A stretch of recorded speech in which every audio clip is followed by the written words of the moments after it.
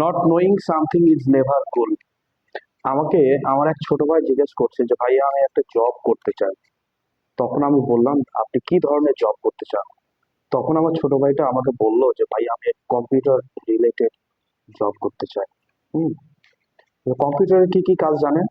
তো ভাই ছোট ভাই বলছে যে আমি তেমন কিছু কাজ জানি না, সামথিং কিছু কিছু জানি, অল্প কিছু জানি।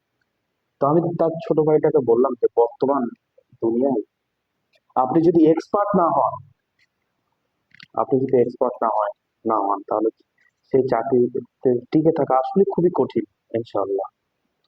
তাহলে এই দ্বারা বোঝানো যাচ্ছে যে মানে কঠিন বলতে বর্তমান মানে দুনিয়াটা এমন হয়ে গেছে, এক্সপার্ট ছাড়া মানে মূল্য মানে লাইফটাই মনে হচ্ছে যে মূল্যহীন, তাই না? আপনারা দেখুন যে বর্তমান জামানায় এআই বলে একটা টেকনোলজি চলে এসেছে। মানুষের যে মানে স্বাভাবিক যে কাজগুলো মানে যেগুলো হচ্ছে বেসিক কাজ সেগুলো এআই দিয়ে করা যাচ্ছে। তো আপনাকে কেন নিবে বলেন? ফ্রিতে যে কাজ করা যাচ্ছে সেই কাজ আপনাকে কেন নিবে বলেন? আপনি তো এআই সাথে টিকে টিকে থাকতে পারবেন না।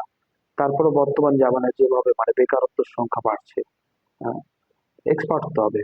কোনো একটা কাজ যদি আপনি করতে চান সে কাজে একেবারে 100% দক্ষ হতে হবে।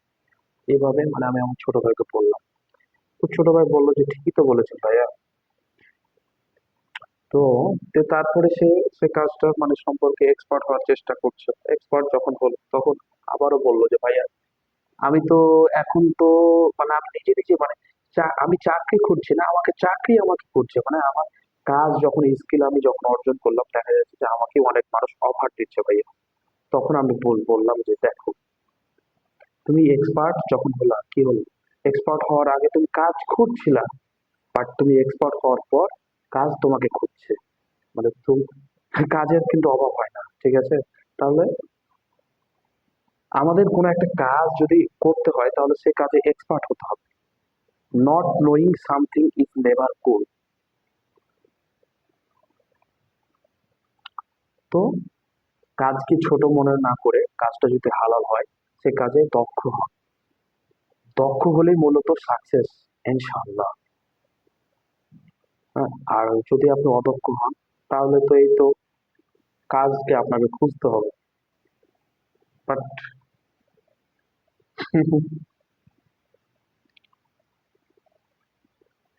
তাহলে এক্সপার্ট হওয়ার চেষ্টা করি আমরা সবাই। হ্যাঁ, কাজটা হতে হবে হালাল এবং এক্সপার্ট হওয়ার চেষ্টা করতে হবে, ইনশাআল্লাহ। আসসালামু আলাইকুম ওয়া রাহমাতুল্লাহি ওয়া বারাকাতুহু।